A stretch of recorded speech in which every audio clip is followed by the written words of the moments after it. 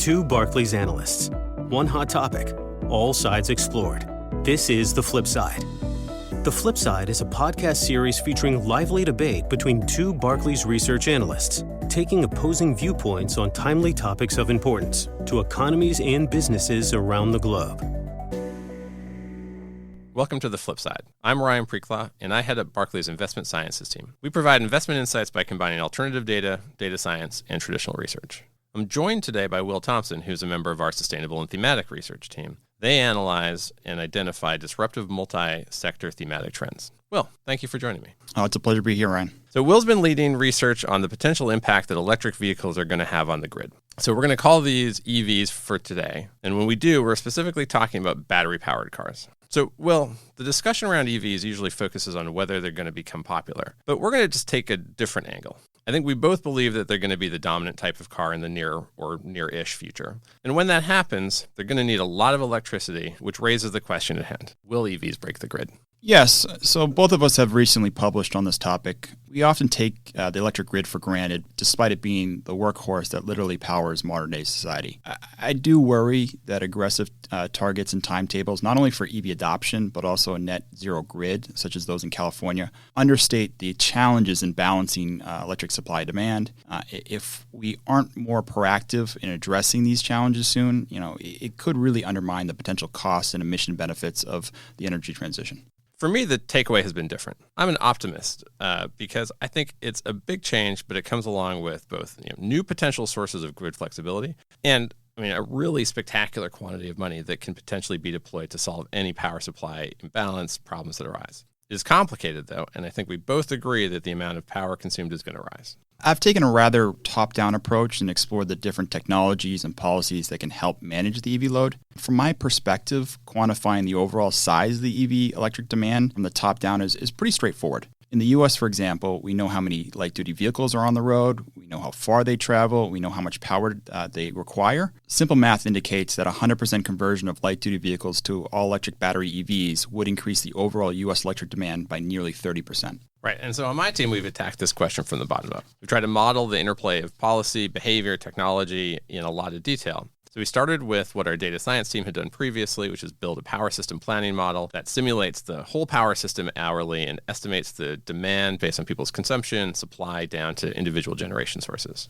Then to take on EVs, we added a generative model. So it's under the hood very similar to how AI models work, except that what it generates is plausible patterns of EV driving. When do people leave their homes? How far do they drive? How much do they drain their batteries? And when do they plug in to charge them back up? And so we've completed that work for California because there's a law requiring 100% EVs by 2035. Personally, I prefer my simple math, but I'm sure you've gained some incredible insights from that.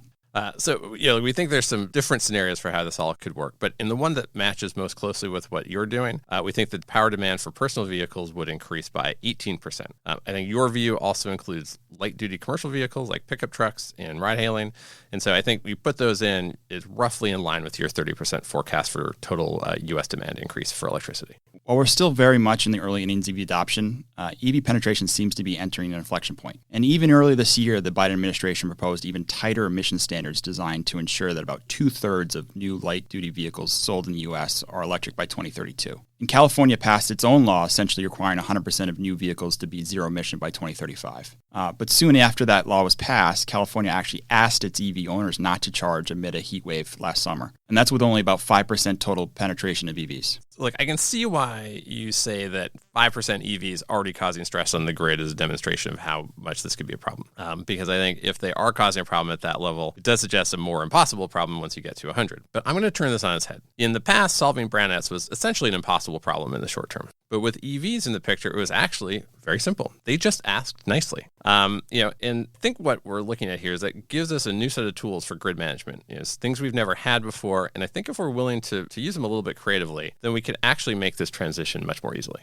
First, I think it would be helpful if we could step back and maybe define what we're concerned about. The stress is less about higher annual electricity demand. It's when these EVs are plugged into the grid and start to charge in a way that increases peak demand. Yeah, so you're talking about how utility systems need to be built to handle that peak, both in terms of the time of year, or time of day, which is typically before 4 and 8 p.m., when power demand is at its highest, and then also in terms of the time of year when demand is highest. Which is exactly my point. All the grid components, the power plants, the long transmission lines, the last mile distribution capacity need to be sized to meet peak demand, even if peak demand occurs only a minute of any given year. There also needs to be a margin of safety for when everybody gets home from work, cranks up their ACs, turns on their TV, and runs the dishwasher. If you plug in EVs on top of that, we're going to crush the current system. Yes. So what makes you think that EV power demand is going to be concentrated right in this peak time?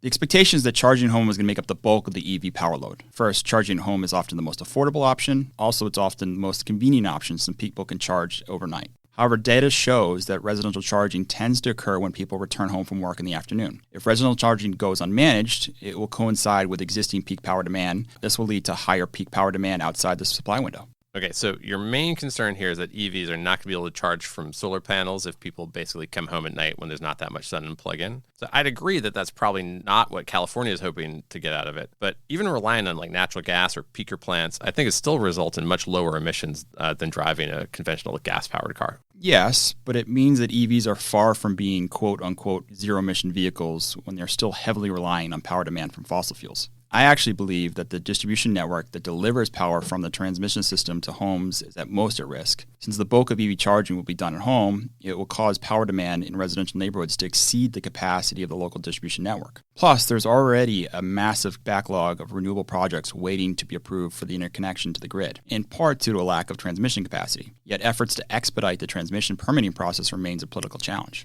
Okay, so now I think we're getting to where we see things a bit differently. Because I think that EVs can actually let us manage the grid in ways that have actually never been possible. So to understand the trade-offs that California is facing between the cost of EV transition, those behavioral constraints, we modeled 3 extreme scenarios. So the first one assumes unmanaged charging, where new natural gas plants have to be installed to accommodate all this new demand from EV charging. Obviously, scenario 1 isn't ideal from an emission standpoint. Yeah, I would agree with that, but these are extreme scenarios that we're talking about because we're trying to get insights into the potential trade-offs. The second scenario assumes a minimum investment. So that's where grid operators can manage EV demand by controlling when people can actually charge. And they can do that to minimize how much they need to invest in new power infrastructure.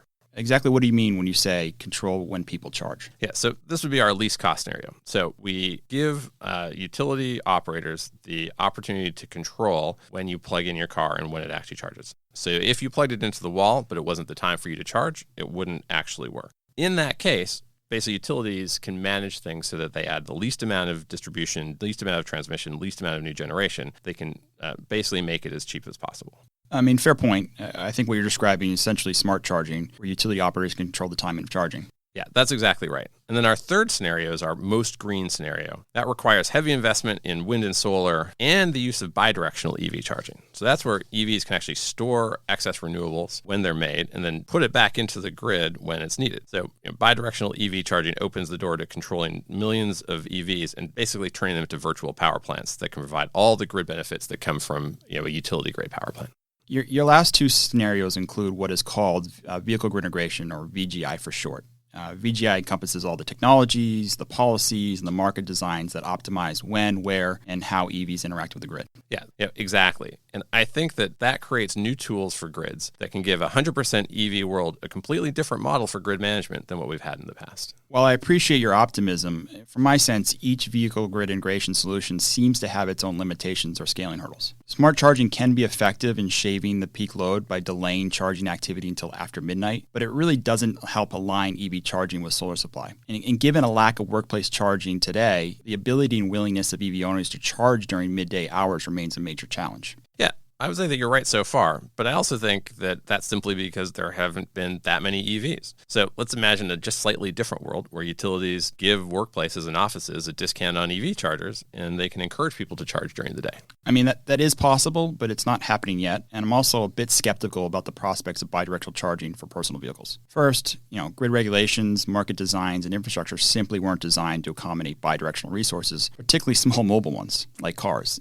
This raises, in my view, a number of safety and reliability concerns.